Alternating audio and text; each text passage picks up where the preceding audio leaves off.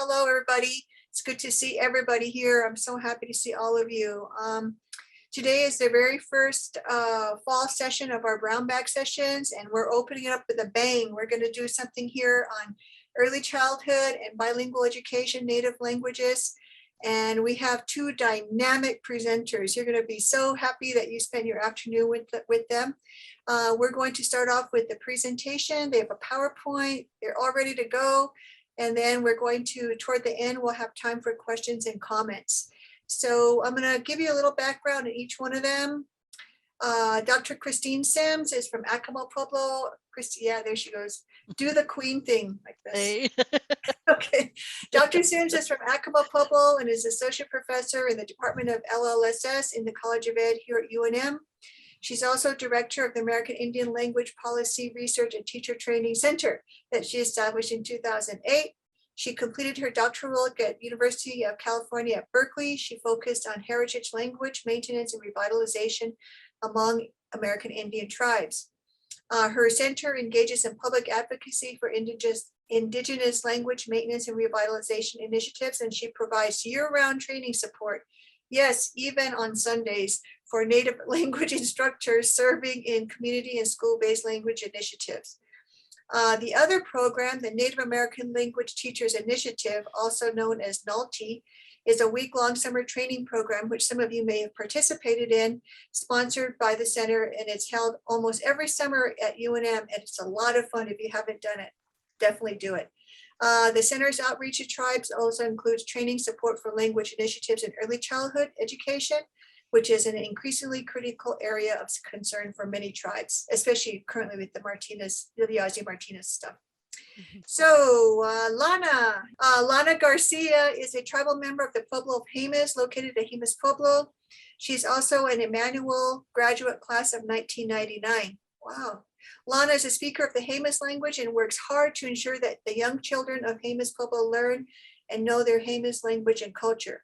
As a strong advocate for all American Indian and Alaska Native children and families, Lana has served on national and state boards and advisory councils promoting for the importance of language and culture within our tribal Head Start programs throughout the nation.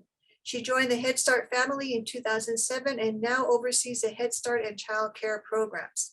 Walatowa Head Start is now in its 8th year. Can you imagine that? In its 8th year of full immersion implementation, with the child care program starting full language immersion in 2021 fall.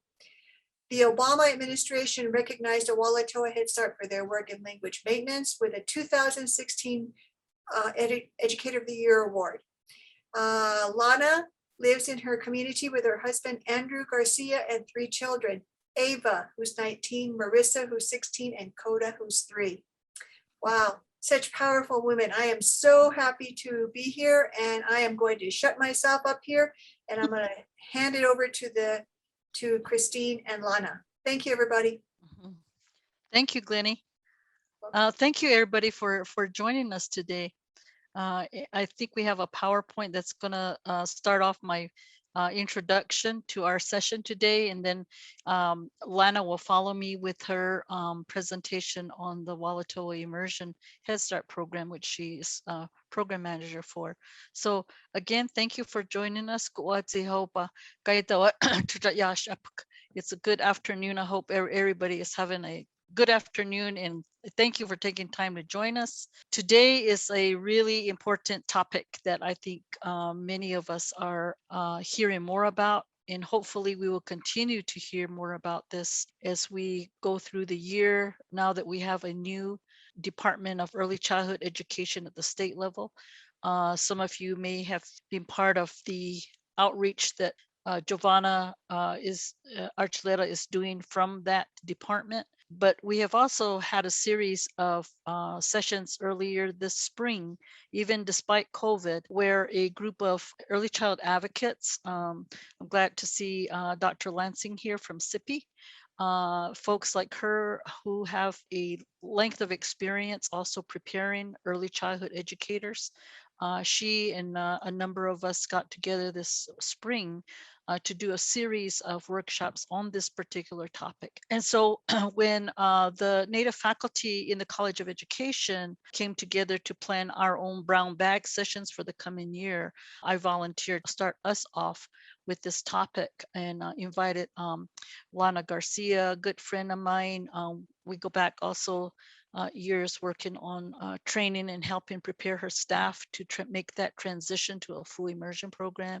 And I've been just really blessed to have her as one of my good friends, but also a professional who really is out there seeking to do the good work that she does with regard to making sure that young children are learning language and culture. So with that, I'll start with my PowerPoint here. The topic I chose was re-envisioning early childhood education in New Mexico tribal communities. And you might ask, well, what are we re-envisioning, or why would we even talk about re-envisioning? I think for the most part, in many of our communities, and you see all the languages represented here, these are languages that are one of a kind. And some of you may have seen this slide before that I use consistently to remind people that these languages are only spoken here in New Mexico, with the exception of perhaps the Athabascan languages, which have, a large, broader link to other languages in that language family, Canada into Alaska, in those places. For the most part, the other languages that you see here listed are not spoken anyplace else. And we are at a critical time when we are really reconsidering, I think, in many of our communities, what needs to be done in terms of our existing programs, especially for young children, because they are at the primary level or primary age in which languages are learned almost effortlessly. And this is something that we really have to reconsider in terms of early childhood education, since those programs are now appearing in every one of our communities in one form or another.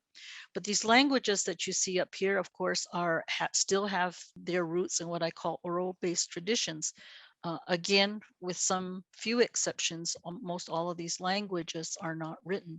And so the use of these languages primarily for purposes within our own cultural communities is where that link between language and culture becomes so critical.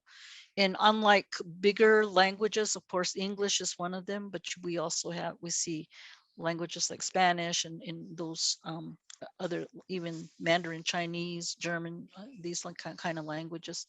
Whereas these larger languages have historically been used and expanded into other domains of use for science purposes, for legal purposes, in the health field, and in education, in all of those larger areas. Our indigenous languages here in New Mexico, by contrast, have primarily been used for purposes of our own sociocultural traditions, practices, our way of life. And so it's really a contrast in terms of how our languages have been used, but also it's also the challenge of how we maintain them in the midst of these larger hegemonic languages like English. So the context for looking at this issue of language is serious enough because we know that these languages are slowly eroding in many communities, not just in New Mexico, but this is a phenomenon occurring in many U.S. tribal language communities today. And if one was to ask, well, what has gotten us to the point where we are today? It's not just one thing that has contributed to this shift in language. There's been both external forces, like historically we know that the assimilist education experiences under the U.S. federal government, is in the late 1890s, early into even mid 1950s, really, uh, has been one of those external kinds of forces that have contributed to language shift. But as well, there have been other things that even in our own contemporary times have contributed to that. use of language being replaced by English, and even it's even in the ways that many of our people now live, rather than living close together. Families now are spread out, so living patterns have changed.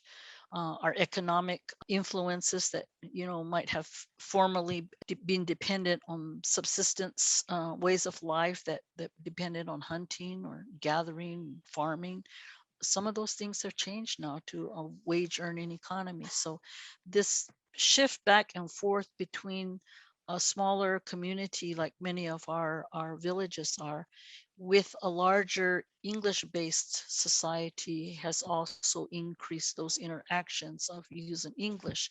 And of course, education has been a primary area because our young children are being introduced to these kinds of settings at an even earlier age than ever before.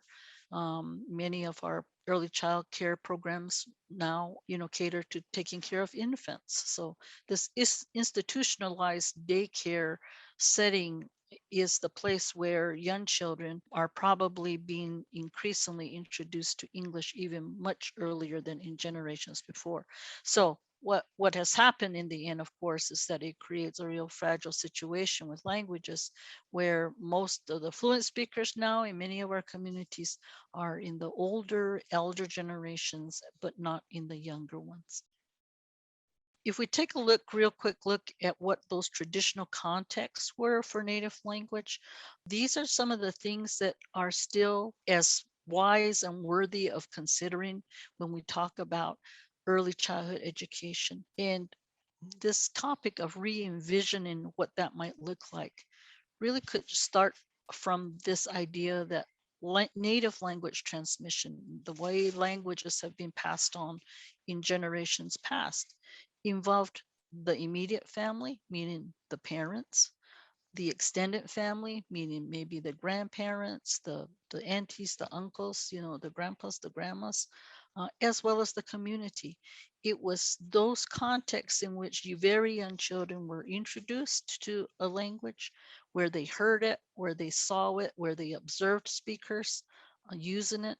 And so over a lifetime, that idea that language and culture, linked together, was really the context in which many previous generations learned to speak and use these languages fluently. Those normal everyday settings of family life was really the natural environment in which they heard these languages being used. The role of the community was just as important in language learning, because these were the contexts in which young generations could hear and practice and use that language right alongside adult members of that community.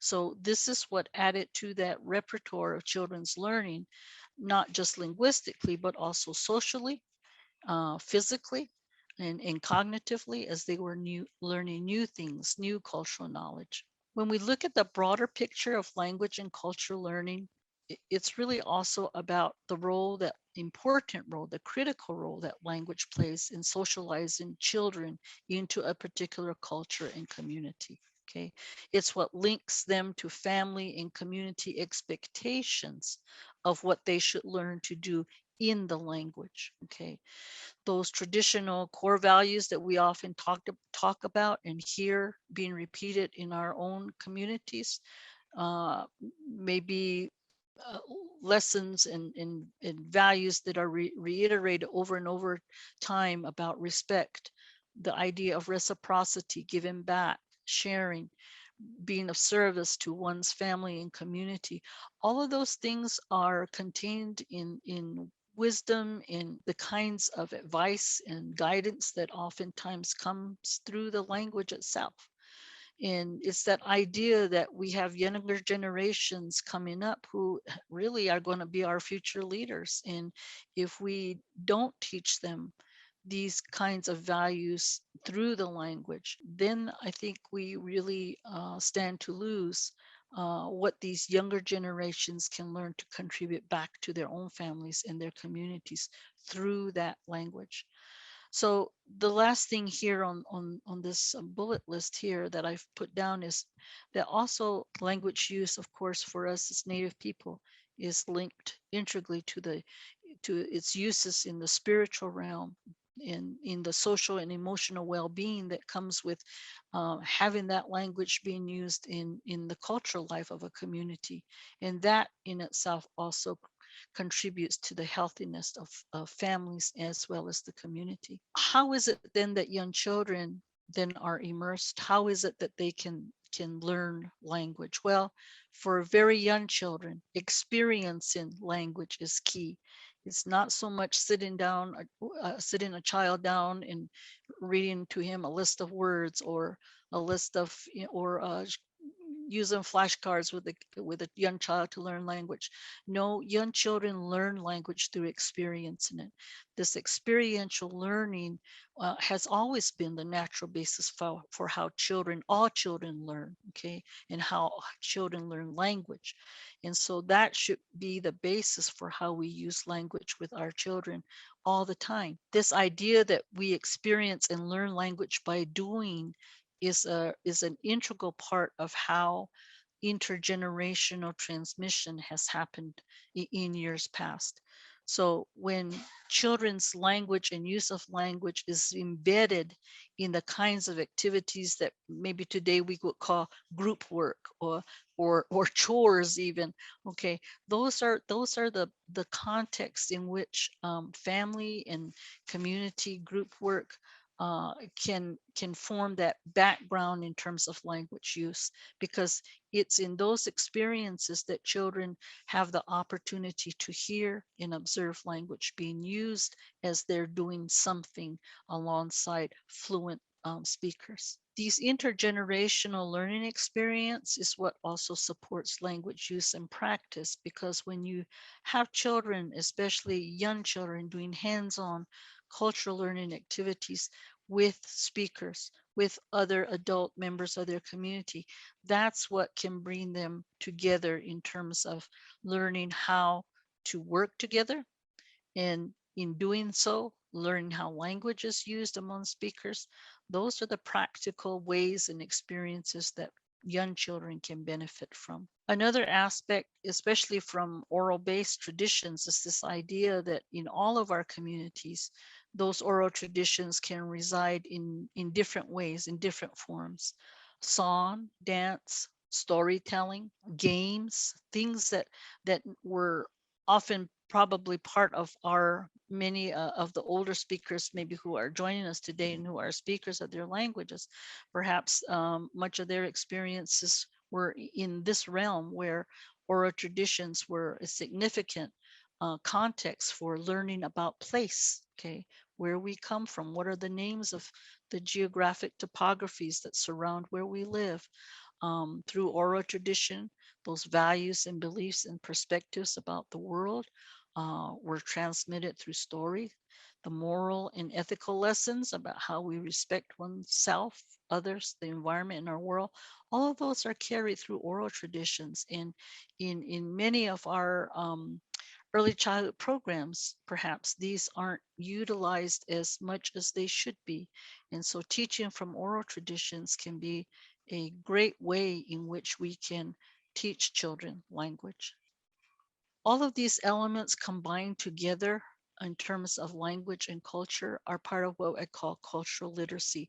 A good professor friend of mine, Dr. Mary Eunice Romero Little, uses this terminology to basically describe how language learning is the basis, or can be the basis and has been the basis for how young people, young children learn their place in community, how they learn to read, and I'm putting read in quotation marks, how they learn how to read the signs of when things happen in a community, how speakers use language at different times for formal and informal uses, how language triggers things that communities have come to know as markers for when certain things are done in a community and how certain things should be done. This idea of cultural literacy is something, again, that we often don't talk about in early child education. We talk a lot about literacy, okay, and especially in the context of English literacy. But for many oral-based traditions in our native languages, this aspect of cultural literacy becomes very important, and that is part of also what young children should also be given in the opportunity to learn and develop as part of their early learning experiences. Thus, language learning is something that should help build and strengthen relationships, not only within families, but also with a community, because these things are part of identity. As children mature, they begin to find their place in family, but for tribal communities, that also extends to community. And it's a key aspect of children's social and emotional health and well-being. There's a quote that I have here about a grandparent who said that clan relations and family are important. Kinship, clanship, and identity. Modeling consistently, knowing their Indian names, introducing them to their paternal and maternal kinfolk, their family, their home, and community is important. It takes a village to raise a native child. Spirituality on a daily basis and daily teachings are important.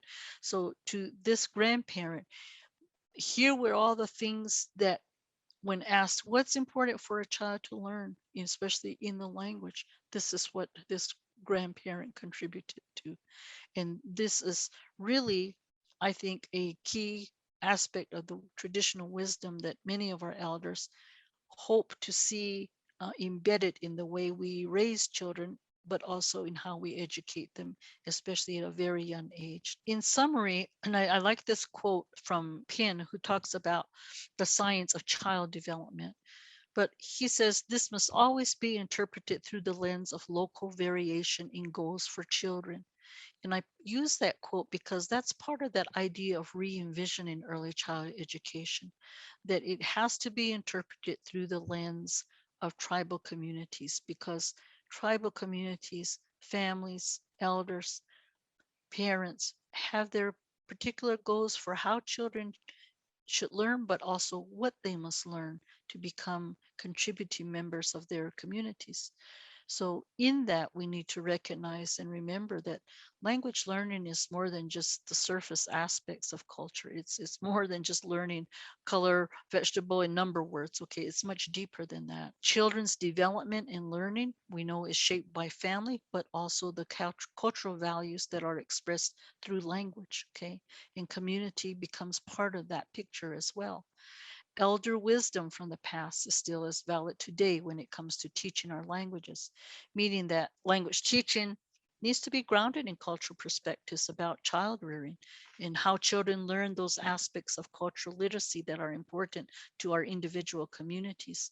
And in essence, then, it's also remembering that they come to develop their own individual and cultural identity through language. The implications, I think, for Native early child education in New Mexico are many, but I want to just kind of put these three things for consideration up here on the slide deck here.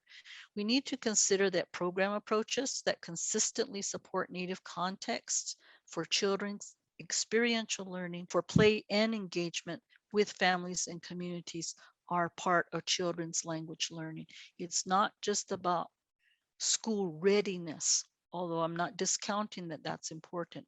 But what I'm saying is that for young children, this other piece of their identity is just as important as being school ready. As program people, advocates, we need to be critical consumers of mainstream early childhood program practices, curriculums, standards, and policies that are often created by outside entities or based exclusively on Western models of early childhood education. We need to consider first our own community cultural foundations that come from our tribal communities. We need to consider the wisdom and perspectives that we have learned and that are still there regarding the education of young children. These need to be a starting point for our language efforts and also for building more culturally relevant early childhood curriculums.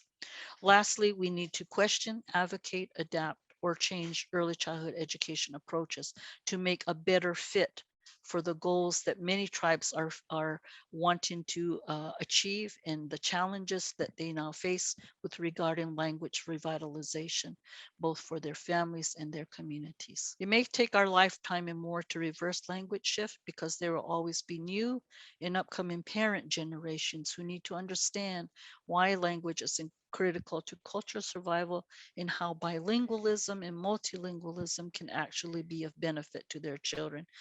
This idea of educating and preparing parents to become advocates for their children's language learning is key.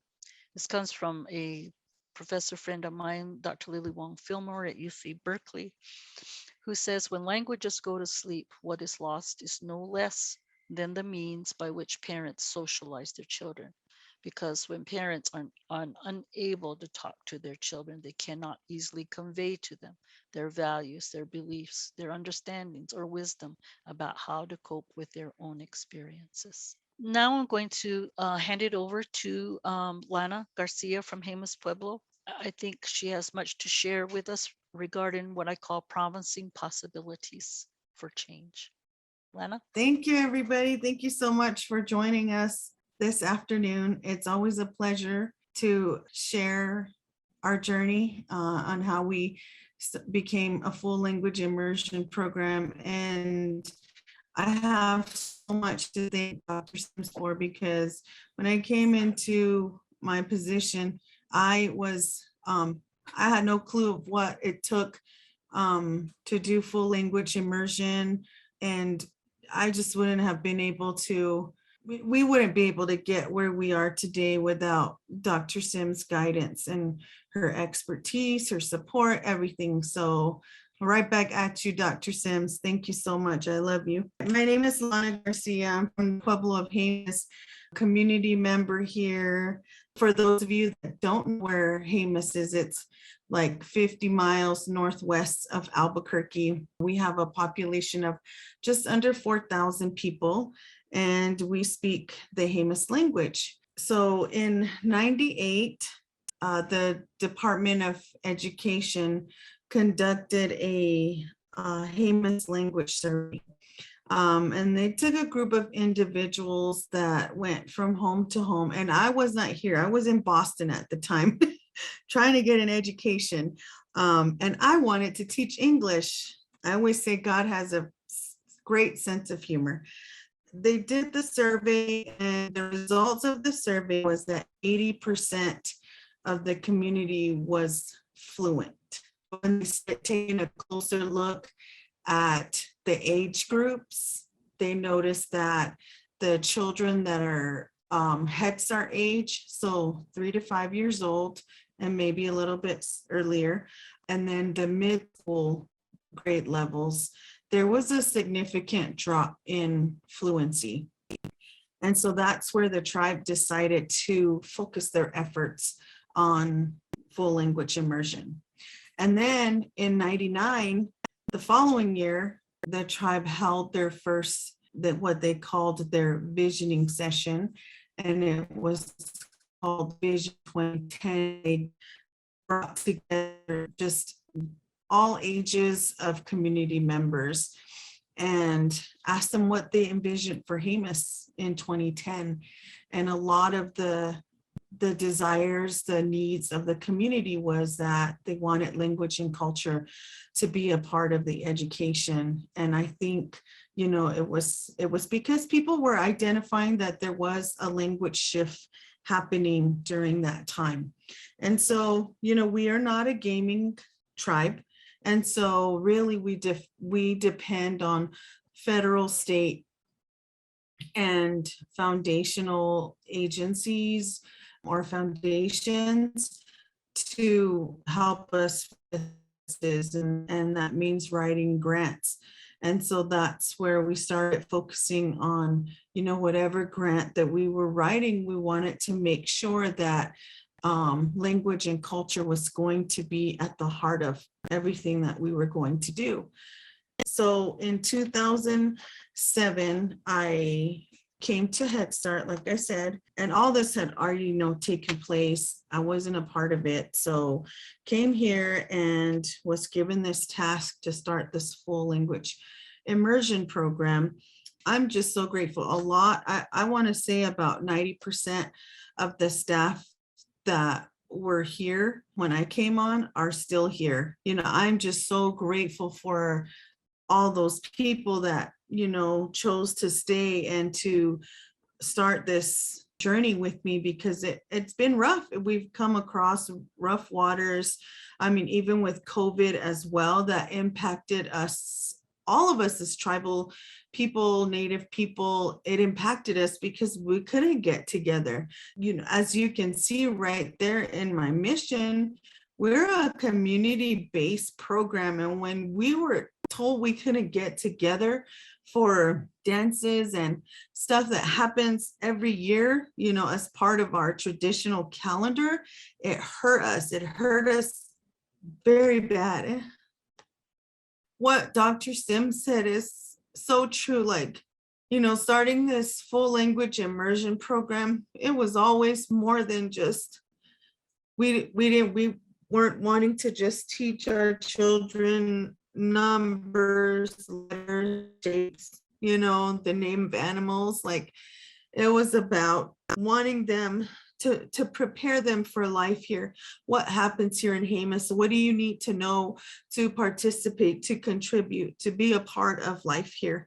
And that's our goal every day. That's our goal every day with this program, is how can we prepare our children, you know, even if they're the ages of 3 to 5, like what knowledge can we give them so that as they're growing up, they can be a part of their community. I'm so grateful though, like that I said that my staff and we decided to take on this responsibility, because that's how we felt. You know, it is our responsibility to do what we can to maintain and to strengthen our language. And I was so fortunate that around that time, Dr. Eunice Romero Little, she came into our community and she wanted to conduct this research method. And I was only here like a few months when she came and spoke to us and wanted to meet with tribal council. And she had friends, family here in Jemez, and she had noticed that a lot of the children were still speaking Jemez when a lot of other communities, the children weren't speaking anymore. And she wanted to know how we're able to do that. What's happening here in Jemez where, you know, the children's first language is still Jemez. She shared this research method with us. It's a community-based participatory research method where we asked parents to volunteer who was interested in taking part. And so we had 10 parents that started out from the beginning, but we lost a couple along the way. But we gave them cameras, and they were asked these 3 questions. What should Jemez children learn in order to be Jemez? How do they learn these things? And how does Head Start support or not support this learning? I think one thing that helped tribal council to allow this to happen, because this meant that they could take pictures of whatever they felt answered this question. And, you know, photo taking isn't allowed here. And so tribal council gave them, you know, permission, full access to take pictures of, like, if probably we had some plaza pictures, you know, just pictures where, you know, normally you're not allowed to. And also we had to be careful because, you know, with this project, like whatever she wanted to print out or publish also had to get approved by the tribe first. So those were all some of the things that were set up that I think also gave her permission to complete this project. During this process, 467 photos were taken, and we only chose 25 out of, and it was so difficult because parents just had, you know, so many pictures. And we basically we just voted. That was our way of, you know, just kind of eliminating which ones we weren't going to use. The parents identified that there were 7 early learning foundations of young Jemez children that made them uniquely Jemez. So what you see there is that children had to have cultural knowledge, gender specific knowledge, values, principles, spiritual beliefs, ceremonial knowledge, and our Jemez language. So once we got all this information, we were like, I mean, this was just so much and it was overwhelming, but it was just, this has been so amazing. It's been so priceless for us because there's just still so much that we're still learning from this and so many ways that we improve our program each year. I mean, we're in our 8th year. And then now childcare just came back to the tribe. And so now we get to start with the babies. We already knew that this stuff does not happen 3 to 5 years old. It starts from the belly. Also gives us another opportunity where we can start to teach the language and the culture with our little baby starting from 6 months old. Also, starting with Photo Voice, tribal council has always been involved.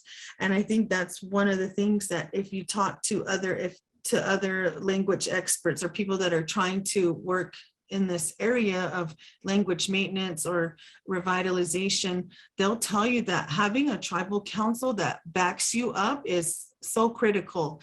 And we have been lucky that we've had that because we had a resolution that came out December 21st, 2012.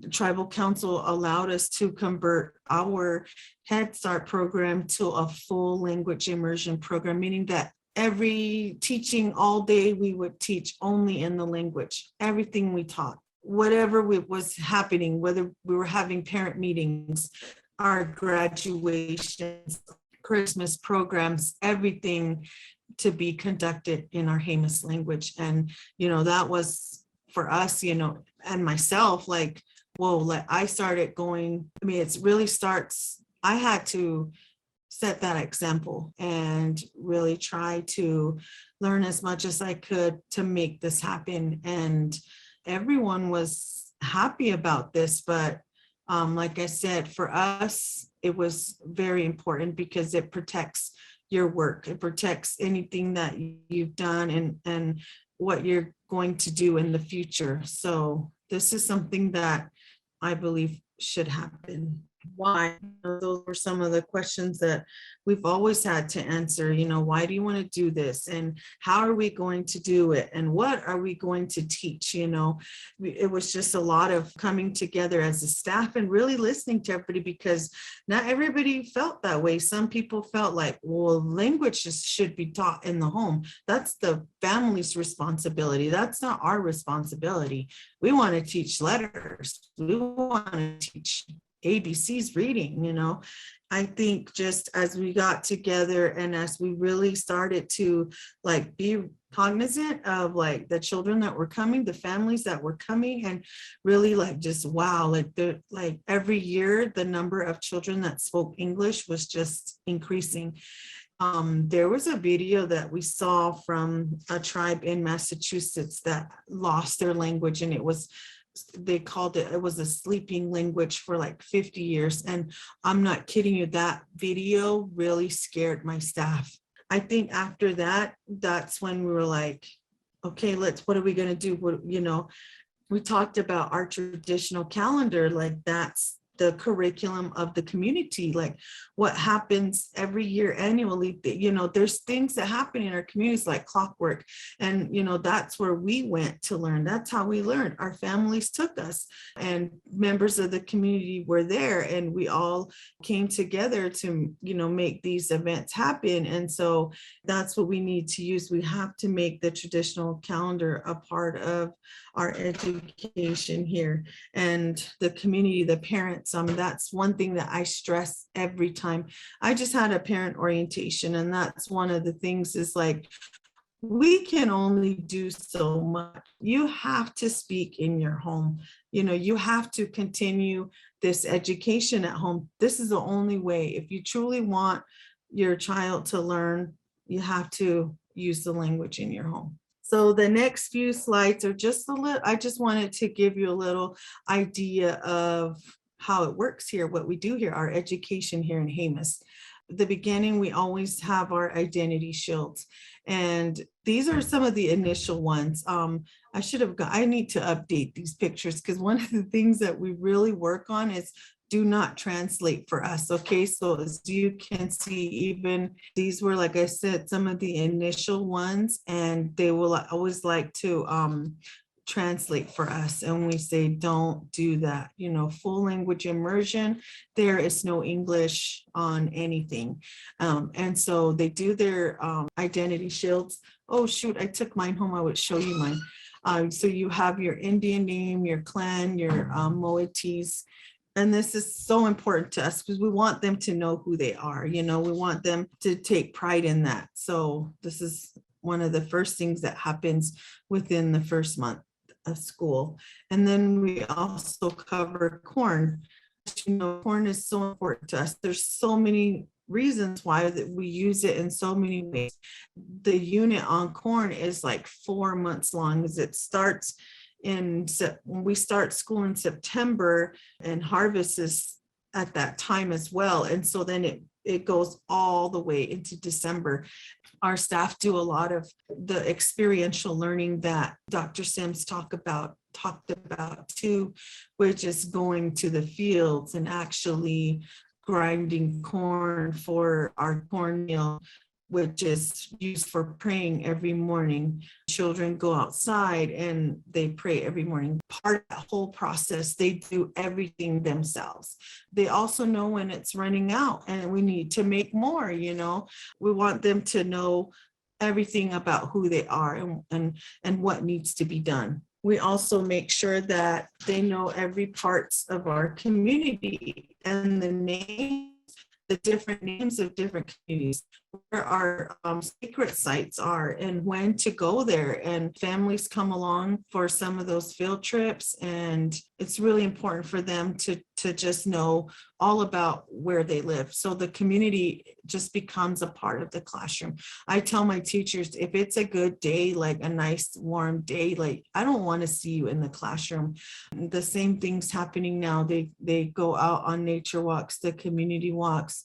This is also something that's really important to us because we teach them their multi and where to go practice for feast dancing or whatever dance is happening again during that season. I know they've gone to the Kiva this year, but with COVID, like I said, it's just so hard because at this time we would be having the harvest dances and it's not happening. So that has been a challenge, I think, because that's the experiential learning, the community-based that we were talking about. And another thing that we tell our parents is you have to participate in what's happening in our community, because when they come back, we talk about it, they draw about it, they paint about it, they do everything about what's happening in the community. So their participation is key as well. And of course, we have to teach them how to make our famous enchiladas, right? Oh my gosh.